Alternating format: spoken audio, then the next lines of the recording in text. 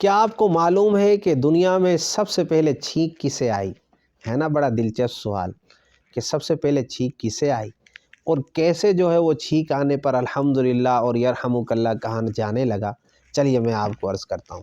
حضرت آدم علیہ السلام کی جب تخلیق کا سلسلہ مرحلہ جاری تھا اور حضرت آدم علیہ السلام کے جسم کے اندر روح ڈالنے کا موقع آیا، تو جب روح داخل ہونے لگی اور دماغ کے اندر روح داخل ہونے لگی تو حضرت آدم علیہ السلام کو چھینک آئی۔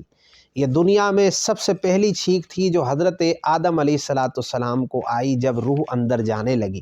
تو اللہ تبارک و تعالیٰ نے حضرت آدم علیہ السلام کے دماغ میں یہ خیال ڈالا کہ آپ الحمدللہ کہیں۔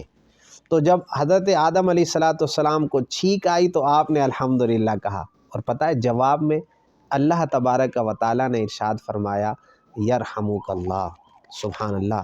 پھر جب حضرت آدم علیہ السلام کے اندر یہ روح جانے لگی تو روح نے عرض کی، اے میرے مالک میں کیسے داخل ہوں، یہ تو بہت گہری اور بہت تنگ جگہ ہے۔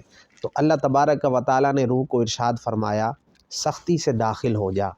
اب روح جسم کے اندر سختی سے داخل ہونے لگی تو اللہ رب العزت نے ارشاد فرمایا چونکہ تو سختی سے داخل ہو رہی ہے تو جب تو اس جسم سے نکلے گی تو بھی سختی کے ساتھ نکلے گی۔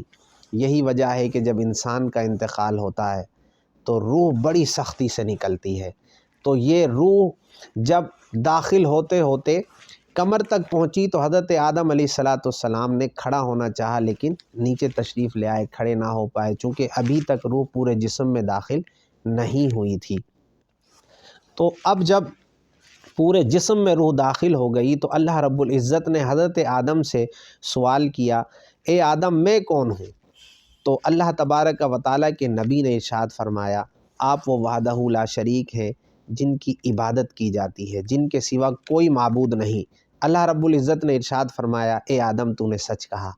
پھر حضرت آدم علیہ السلام کو حکم ہوا کہ فرشتوں کی اس جماعت کے پاس جاؤ اور انہیں سلام کرو۔ حضرت آدم نے ان فرشتوں کے گروہ کو السلام علیکم کہا تو فرشتوں نے جواب میں وعلیکم السلام ورحمۃ اللہ وبرکاتہ کہا۔ تو اللہ رب العزت نے ارشاد فرمایا اے آدم یہ تیرا اور تیری اولاد کا آپس میں سلام ہے۔ سلام کی ابتدا ایسے ہوئی۔ تو حضرت آدم علیہ السلام سے کتنی ہماری ابتدائی باتیں ہیں، کتنی خصوصیات ہیں، کتنی حکمتیں ہیں۔ اللہ رب العزت ہمیں ان سے محبت نصیب فرمائے۔